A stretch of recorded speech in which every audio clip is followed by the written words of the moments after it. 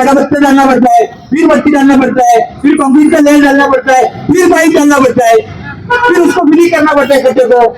Commissioner साहेब बोलतात आम्ही म्हटलं आमच्या इथे रोज जवळजवळ 300 मीटर पाईपलाईन एक तो कॉन्ट्रॅक्टर नाव पण घेतलं इगल कॉन्ट्रॅक्टर आणि म्हणे त्याला दोन रोज बसतात रोज त्याच्याशी मिटिंग घेतात की सूर्याच्या लाईटचं किती काम झालं. अहो म्हटलं हा इगलवाला एवढं सगळं काही करतच नाही आणि सूर्यासाठी आपल्याकडनं पैसे घेतले जातात. एमएमआयडी पैसे देते एमएमआयडीने आपल्या काय घरनं पैसे नाही आणले आपल्या टॅक्सच्या पैशातून त्याला पैसे दिले जातात. तो इगलवाला काय तुमचा जावई आहे का? याला जबाबदार कोण आहे? तुमची जबाबदारी काय? हा जाब आज आम्ही त्याला विचारला त्याला त्यांच्याकडे उत्तर नव्हतं. विषय त्यांनी डायव्हर्ट केला. आम्ही पाण्याचा विचारायला हम आज जो शहर की परिस्थिति है वो देख के हमने पिछले 5-6 महीने बाद एक बहुत से मोर्चा लिया.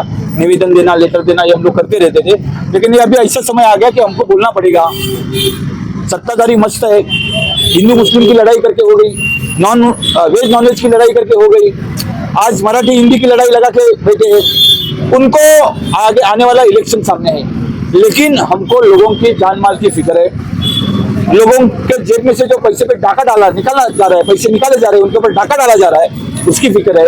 आज 10% रोड टैक्स लिया गया.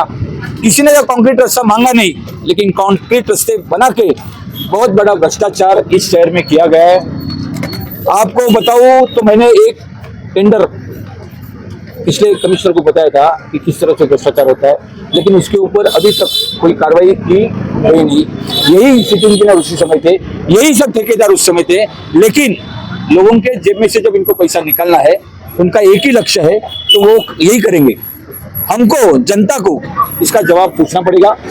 आज हमने मोर्चा इसीलिए निकाला कि शहर में लोगों को समझ आए शहर में लोगों को समझे कि हमारे से पैसा लेने के बाद भी हमको सुविधा नहीं मिलती है इसलिए मोर्चा हमने निकाला. कमिश्नर को उनकी गलतियां बता दी. खड्डे रास्ते में क्यों पड़ते हैं वो उन्होंने हमको बताना मांगता था लेकिन हमने उनको बता दिया. हमारे पास हाइड्रोलिक इंजीनियर जुबेर भाई भी है अनिल भाई भी है वो भी सिविल इंजीनियर है मैकेनिकल इंजीनियरिंग किया है उन्होंने. मैं इंजीनियर नहीं हूँ लेकिन मट्टी में काम किया हुआ आदमी हूँ तो हमको सब चीज की मालूमात है.